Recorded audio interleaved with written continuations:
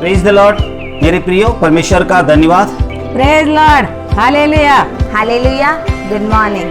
Hallelujah, praise Lord. जय मसीह की प्रियो। प्रेज लॉर्ड मेरे प्यारे भाई और बहनों, सबको जय मसीह की। प्रेज द लॉर्ड, हालेलुया मेरे प्रियो।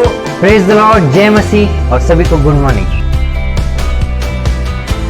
प्रेज द लॉर्ड, जय मसीह और सभी को गुड मॉर्निंग।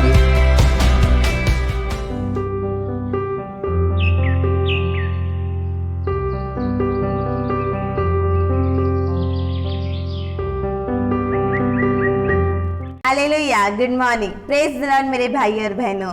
धन्यवाद देते प्रभु यीशु मसीह को, एक सुंदर सा समय उसने हमको दिया, फिर से एकत्रित किया प्रार्थना स्तुति आराधना करने के लिए। हम प्रभु यीशु मसीह को धन्यवाद देते और आज का दिन का शुरुआत करते।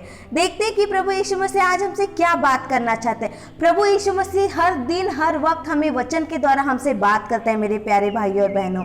तो आज देखते कि प्रभु यीशु मसीह क्या कहता है अपने वचन के द्वारा और आज के दिन वो हमें किस तरह से मार्गदर्शन करता है। तो हमने सबने देखा रहेगा बाइबल में एक स्टोरी है उड़ारू पुत्र के। एक धनी व्यक्ति रहता है जिसके 2 पुत्र रहते हैं। उसमें से छोटा पुत्र बोलता है, पिताजी मेरी संपत्ति, मेरे हिस्से का धन मुझे दे दो। और पिताजी उसके हिस्से का धन संपत्ति उसे देता है।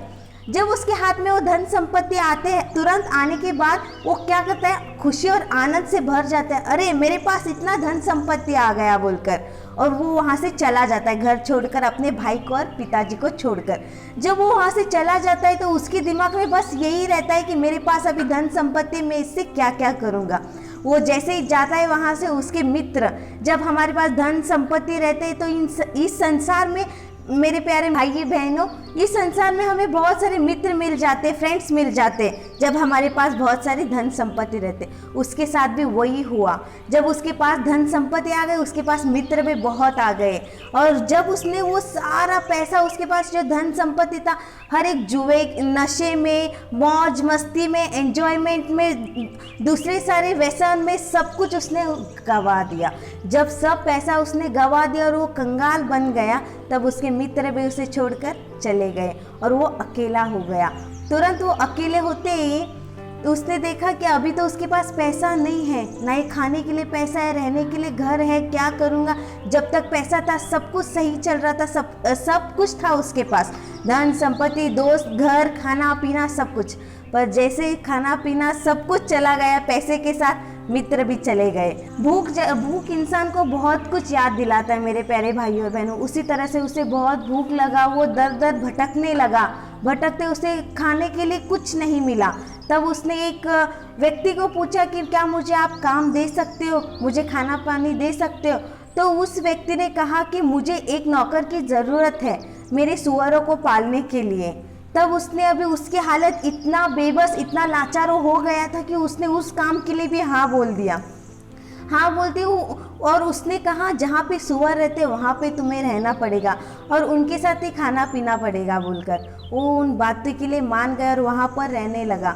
वहाँ पे रहते रहते उसको बहुत पश्चाताप हुआ, बहुत अफसोस हुआ कि मेरे पिताजी के घर में 100 नौकर यूं ही खाना खाते हैं और आराम से रहते, चैन से खाना खा के सोते हैं, और मैं इस तरह से यहाँ रह रहा हूँ। मैं पिताजी के पास लौट जाऊँगा और मैं पिताजी से क्षमा मांगूंगा। मेरे प्यारे भाइयों और बहनों, तो उसने क्या किया, अपने पिताजी के पास लौट कर गया। जब वो पिताजी के पास लौट कर गया, उसे दूर से देखकर पिताजी हर्ष और आनंद से भर गया कि मेरा जो बेटा खो गया था वो मुझे वापस मिल गया।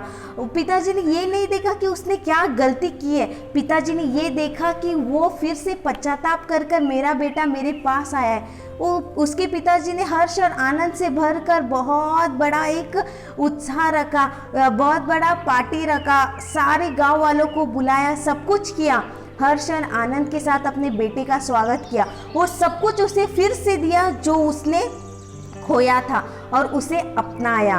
भले वो कितना भी बड़ा गलती किया रहेगा, परंतु उसके पिता ने उसे फिर से अपनाया, गले से लगाया, चूमा और उसको आनंद से स्वागत किया।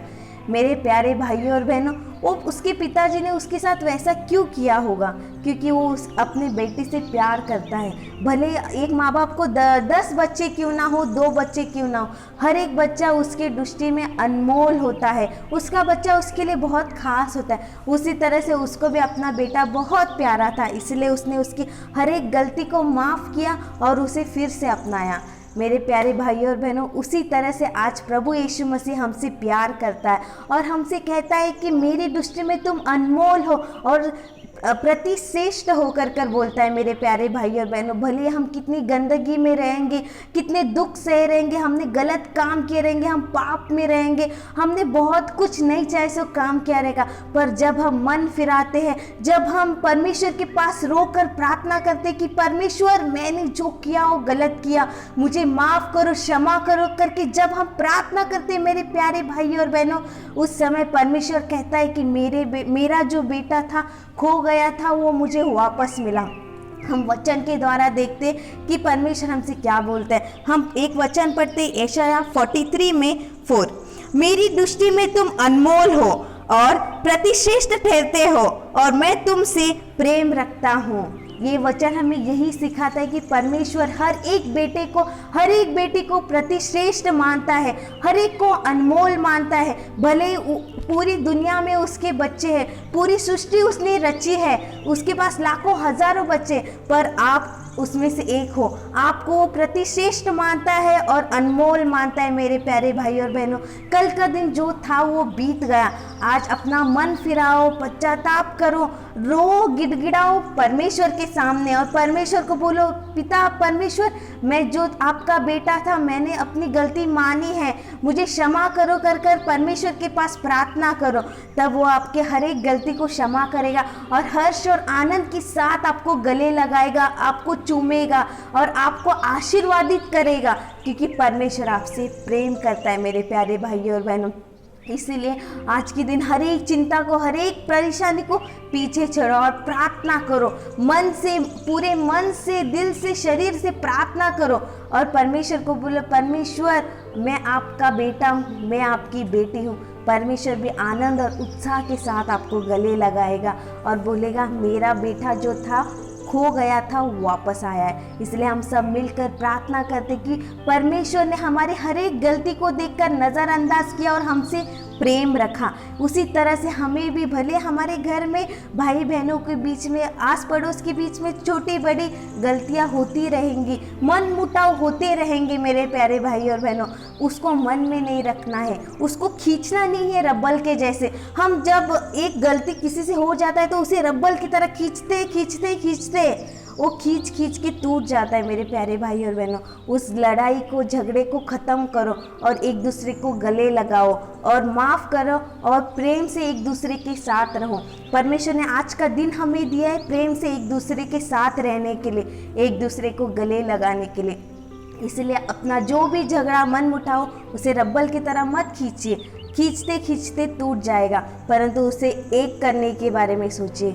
इसलिए मेरे प्यारे भाइयों बहनों, जिस तरह से परमेश्वर ने आपको गले से लगाया, अपनाया, हर एक गलती को छुपाया, हर एक गलती को माफ़ किया और आपको बेटा बेटी बनाया, उसी तरह से आपके घर में, आपके आस पड़ोस में भले ही 100 गलती लोग करने दो, उसको आप भूलिए और प्रेम के साथ आगे बढ़िए। इसलिए हम परमेश्वर से प्रार्थना करते हैं, वचन परमेश्वर ने आज हमें दिया। आइए हम मिलकर प्रार्थना करते हैं। धन्यवाद पिता परमेश्वर, पवित्र आत्मा, हम धन्यवाद देते हैं, सुंदर सा वचन आपने हमको दिया पिता। आज के दिन हमें वचन के द्वारा हमारा दिन का शुरुआत करते हैं पिता।